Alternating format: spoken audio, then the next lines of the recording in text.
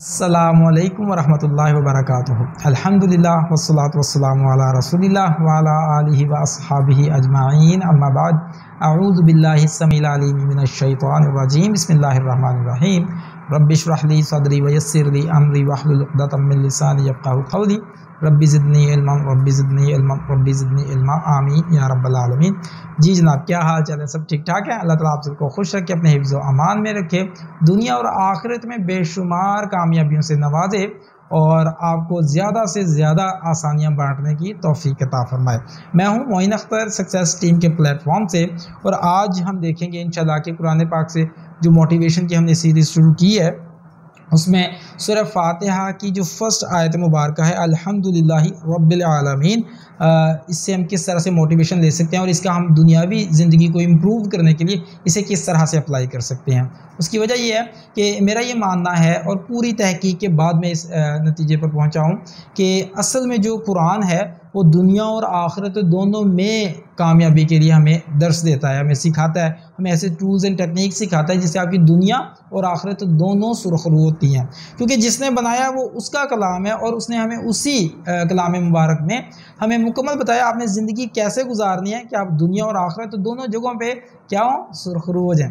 तो इंशाअल्लाह हम इसका स्पेशली दुनियावी आखिरत पर तो अल्हम्दुलिल्लाह बहुत ज़्यादा उलमाए कराम ने बात की है, दुनियावी पहलू पर भी बहुत सारी बात हुई है, लेकिन हमारी कोशिश ये है कि हम इस चीज़ को अपने अंदाज़ में कुरान और हदीस के साथ साथ हम मॉडर्न साइंस के रेफरेंस से चीज़ें आपके सामने रख सकेंगे जो हमने स्टडी किया है मोटिवेशन को, और इसके अलावा जो सक्सेस स्टडीज़ हुई हैं उससे हम किस तरह से इसके साथ ब्लेंड करके हमें इससे क्या असबाक मिलते हैं, लेसन्स मिलते हैं।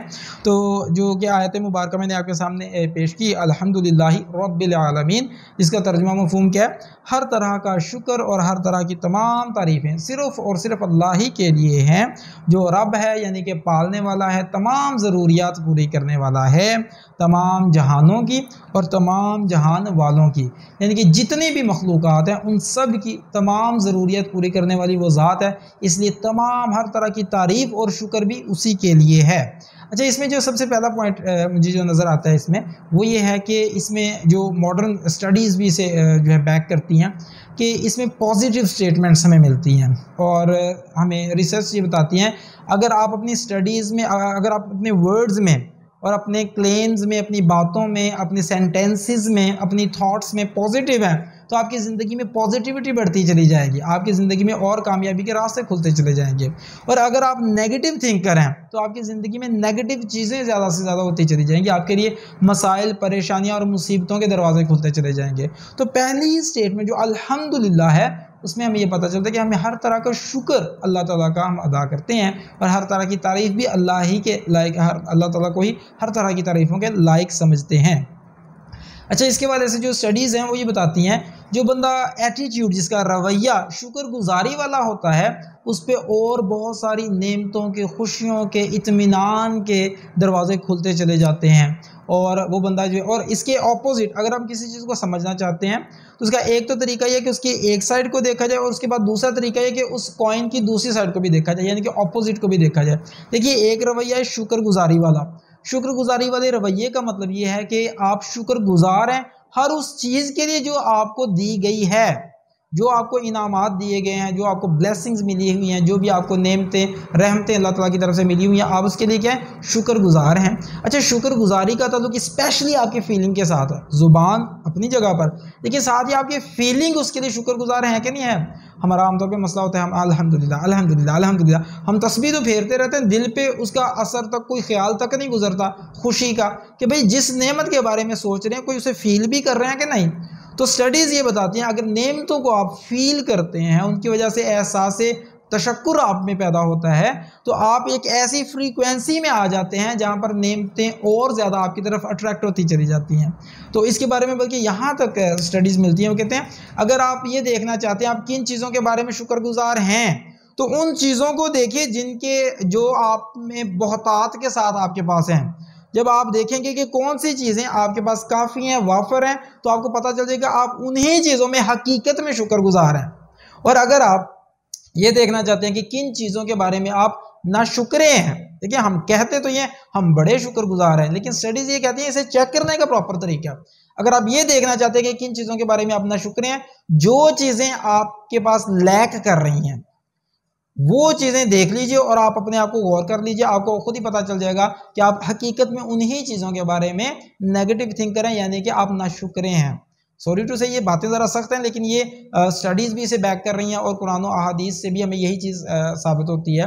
बल्कि इसके बारे में तो कुरान पाक में वाज़ेह आयत मौजूद है। सूरह इब्राहीम की आयत नंबर 7 में अल्लाह ताला ने इरशाद फरमाया, लइन शकरतुम लअज़ीदन्नकुम, अगर तुम शुक्र करोगे तो मैं तुम्हें और ज़्यादा दूंगा।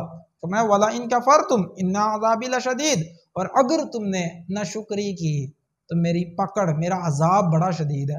तो हम इस बात को समझें कि ये जो है ना शुक्रगुजारी, इसकी हकीकत ये है कि आपको जो नेमतें अल्लाह सुब्हाना व तआला की तरफ से मिली हुई हैं, आप उनकी कदर कर रहे हैं कि नहीं कर रहे।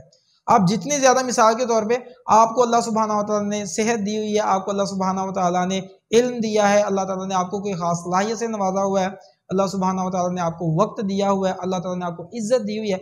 ये सारी चीज़ें जो आपको अल्लाह ताला ने दी हुई हैं, आप उनकी कदर करते हैं कि नहीं करते, उनका ख्याल रखते हैं कि नहीं रखते। ये असल में शुक्रगुजारी की जो कोर है ना, वो ये है कि उसकी जो रूह है वो इस चीज़ में है कि आपको जो नेमतें अल्लाह ताला ने अता फरमाई है, आपका उनके बारे में रवैया कैसा है। अच्छा, हमारा मसला क्या होता है, हम कहते हैं ना हाँ शुक्र ही है अल्लाह ताला, बंदा पूछा है क्या हाल है, हाँ शुक्र ही है जी, शुक्र ही करना चाहिए। तो ये शुक्र करने की बात में ना शुक्री झलक रही है। तो हमने क्या करना है, हमने समझना है शुक्रगुजारी आपके रवैये से भी जाहिर होती है। जो नेमतें अल्लाह ताला ने दी हैं, आप उनका तज़किरा ज़्यादा करते हैं, उनके बारे में ज़्यादा सोचते हैं, उनके बारे में ज़्यादा फील करते हैं, या जो चीज़ें आपके पास नहीं है आप उनके बारे में ज़्यादा सोचते हैं, उनके बारे में ज़्यादा इजहार करते हैं कि यार ये भी नहीं है, या उनके बारे में ज़्यादा आप बातें करते हैं। क्या एक्चुअली बात है क्या? अगर तो आप नेमतें जो आपको अल्लाह ताला ने दी हुई हैं उनकी उस पर खुश होते हैं, उसे फील करते हैं, शुक्र करते हैं अल्लाह ताला का भी, और जो बंदा जिसके ज़रिए से अल्लाह ताला आप पर ब्लेसिंग्स अता फरमाते हैं, आपको नेमतें देते हैं, आप उनका भी शुक्रगुजार होते हैं। क्योंकि हदीस में आता है जो लोगों का शुक्रगुजार नहीं होता वो अल्लाह ताला का भी शुक्रगुजार नहीं होता ना।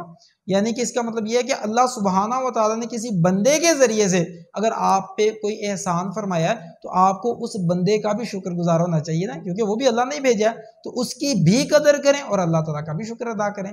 तो जब आप शुक्र करेंगे तो आपके लिए रास्ते खुलते चले जाएंगे। जैसे वो आता है ना कि हज़रत मूसा अलैहिस्सलाम, एक हकायत में आता है कि हज़रत मूसा अलैहिस्सलाम एक बार जा रहे थे तो एक बड़ा बंदा गया गुजरा था, उसके पास कुछ भी नहीं था, सिर्फ एक चादर थी, बड़ा गरीब था। उसने कहा, ए मूसा अलैहिस्सलाम कहाँ जा रहे हैं? फरमाया, मैं अल्लाह सुब्हाना व तआला के पास जा रहा हूँ, बात करने के लिए जा रहा हूँ। तो बंदे ने अर्ज़ किया कि मूसा अलैहिस्सलाम ज़रा जाके मेरे बारे में पूछिएगा कि मैनू भी कुछ लब जे मुझे क्यों नहीं मिल रहा, मुझे कब मिलेगा। तो आगे गए हज़रत मूसा अलैहिस्सलाम, तो एक और बंदा देखा जिसे अल्लाह ताला ने बहुत सारी नेमतों से नवाजा हुआ था और उसके पास हर चीज़ वाफर थी। तो उसने पूछा, है मूसा अलैहिस्सलाम कहाँ तशरीफ़ लेकर जा रहे हैं?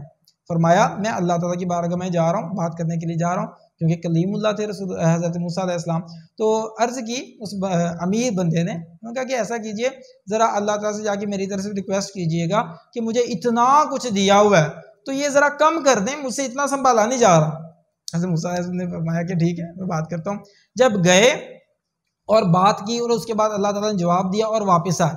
अब वापस आ रहे थे कि रास्ते में वो बंदा मिला जो कि अमीर था, बहुत ज़्यादा दौलतमंद था, उसके पास हर नेमत बड़ी वाफर थी। उससे पूछा, उन्होंने उस बंदे ने पूछा, क्या मूसा अलैहिस्सलाम मेरे बारे में पूछा था? फरमाया मूसा अलैहिस्सलाम ने कि हाँ जी पूछा था। तो पूछा कि अल्लाह ताला ने क्या जवाब दिया? उन्होंने फरमाया हज़रत मूसा अलैहिस्सलाम कि अल्लाह ताला फरमाते हैं कि ये जो बंदा कहता है ना कि मेरे पास बहुत कुछ है, इसमें से कुछ कम हो जाए, मुझसे इतना संभाला नहीं जा रहा, तो अल्लाह ताला ने फरमाया है कि उसे जाके कहें कि तुम शुक्र करना बंद कर दो, तुम अल्लाह ताला के शुक्र गुजार होना छोड़ दो, तुम शुक्र करना बंद कर दोगे तो मैं तुम्हें देना बंद कर दूंगा। अगर तसव्वुर फरमाइए। अच्छा, उस बंदे ने आगे से क्या जवाब दिया? उसने कहा कि ए मूसा अलैहिस्सलाम, मुझे इतना अल्लाह ने दिया है, मैं कैसे शुक्र करना छोड़ दूं? हज़रत मूसा अलैहिस्सलाम ने फरमाया, अगर तुम शुक्र करना नहीं छोड़ोगे तो अल्लाह ताला का कानून है, अल्लाह ताला फिर तुम्हें देना नहीं छोड़ेंगे। तो तुम शुक्र करते जा रहे हो तो अल्लाह ताला तुम्हें देते जा रही है, अल्लाह ताला का कानून है, ये ज़हन में रखिएगा। अच्छा, आगे फिर चलते हैं और हज़रत मूसा अलैहिस्सलाम से वो एक गरीब बंदा जिसके पास सिर्फ एक चादर थी, वो कहता है कि ए मूसा अलैहिस्सलाम मेरे बारे में पूछा था? फरमाया हाँ पूछा था। तो उनका कि अल्लाह ताला ने क्या जवाब दिया? अल्लाह ताला ने जवाब ये दिया है कि उस बंदे से जाके कहो कि तुम मेरा शुक्र करना शुरू कर दो, मैं तुम्हें देना शुरू कर दूंगा। उस बंदे ने आगे से कहा, ए मूसा अलैहिस्सलाम, मैं किस बात का शुक्र करूं, मेरे पास है क्या जिसका मैं शुक्र करूं। तो इस ये जब बात की ना, तो उसी दौरान ये में एकदम से बहुत तेज हवा चली और उसके ऊपर वो जो चादर थी वो भी उड़ा के ले गई। तो उस वक्त उसे एहसास हुआ कि हाँ, मेरे पास अभी भी कुछ था। आप जरा गौर करें, अगर आपके पास आपको लगता है कुछ भी नहीं है, फिर भी आपको पता ये चलेगा कि आपको अल्लाह ताला ने सेहत से नवाजा हुआ है, अल्लाह ताला ने आपको देखने की सलाहियत रखी है, बोलने की सलाहियत दी हुई है, आपको चलने फिरने की सलाहियत दी, जो कि हर किसी को नहीं मिली हुई। तो अगर आप इन चीज़ों पे गौर करेंगे तो आपको पता चलेगा आपको बहुत कुछ दिया हुआ है। जब तक आप उन चीज़ों पे फोकस नहीं करेंगे, जो जो नेमतें आपके पास ऑलरेडी हैं, और उनके बारे में खुश नहीं होंगे, उनके बारे में फील नहीं करेंगे, अल्लाह ताला का शुक्रगुजार नहीं होंगे, जुबान से भी और दिल से भी उसका इजहार नहीं करेंगे सही मानों में, तो उस वक्त तक आपको मजीद नहीं मिलेगा। और इस पे इतनी स्टडीज मौजूद हैं, मैं आपको सिर्फ चंद एक किताबों का मैंने हवाला लिखा हुआ है कि एक किताब है दी मैजिक के नाम से, रोंडा बायरन ने लिखी है, और ये बड़ी ज़बरदस्त किताब है अगर आप ग्रेटिट्यूड पे पढ़ना चाहते हैं। और इसमें उन्होंने बड़ी ज़बरदस्त डेली एक्टिविटीज़ भी बताई हुई है कि आप किस तरह से अपनी ज़िंदगी में शुक्रगुजारी लेकर आ सकते हैं। दूसरी किताब है ग्रेटिट्यूड वर्क्स, ये भी बड़ी ज़बरदस्त किताब है इस टॉपिक पे। तीसरी किताब है वर्ड्स ऑफ ग्रेटिट्यूड, ये आप देख सकते हैं किताब। असल में जब आप गूगल पे जाके देखते हैं, आपको इतनी बुक्स मिलती हैं ग्रेटिट्यूड के टॉपिक पे कि शायद आपके लिए काउंट करना मुश्किल हो जाए। चौथी किताब जो आपको मैं रेफर कर सकता हूँ इस टॉपिक पे, वो है द साइकोलॉजी ऑफ ग्रेटिट्यूड। उसके बाद पांचवी है thanks, how the new science of gratitude can make you happier, यानी कि ये इसी में आता है थैंक्स में। तो ये किताबें सिर्फ मैंने 5 आपको रेफर की हैं, इसके अलावा बहुत सारी किताबें ऐसी मौजूद हैं जो कि ग्रेटिट्यूड यानी कि शुक्रगुजारी पे लिखी गई हैं। तो प्लीज़ अगर आप जिंदगी में कामयाबी चाहते हैं तो कुरान पाक का जो उसूल हमारे पास आया है, ये हमें 1400 से भी ज़्यादा साल पहले बता दिया गया है, लेकिन आज की जो रिसर्च स्टडीज़ हैं वो सारी की सारी उसी को बैक कर रही हैं कि ये बिल्कुल ऐसे ही है, कि ये सारी एविडेंसेस हैं उसकी फेवर में जाती हैं। तो अल्लाह ताला ने जिसने हमें बनाया, मुझे बनाया, आपको बनाया, तो उसने बता दिया कि भाई ये रवैया अपना लो। अच्छा, अगर मैं प्योरली इस्लामिक पॉइंट से देखूं तो मुझे पता चलता है, मैं कुरान पाक खोलता हूं तो पहली सूरह मुबारक सूरह फातिहा का पहला लफ्ज अल्हम्दुलिल्लाह। तसव्वुर फरमाइए जरा कि शुरू ही हमें बताया गया, जैसे ही कुरान पाक खोलो तो तुम शुक्रगुजारी वाले रवैये से बात को शुरू करो। शुक्र करोगे अल्लाह तुम्हें और ज्यादा दे देगा। अच्छा, दूसरी अगर और देखें, इसके अलावा हम नमाज पढ़ते हैं तो नमाज में भी सबसे पहले जो ऊंची आवाज में हमने पढ़नी होती है सूरह कुरान पाक का जो भी हिस्सा सबसे पहले आता है वो कौन सा है? अल्हम्दुलिल्लाह रब्बिल आलमीन। अच्छा, इसके अलावा हम सलाम फेरते हैं, उसके बाद जो हमें 33 बार हुक्म दिया गया सुबहान अल्लाह के बाद फिर अल्हम्दुलिल्लाह। अब तस्वर छींक आए तो अल्हम्दुलिल्लाह का हुक्म दिया गया।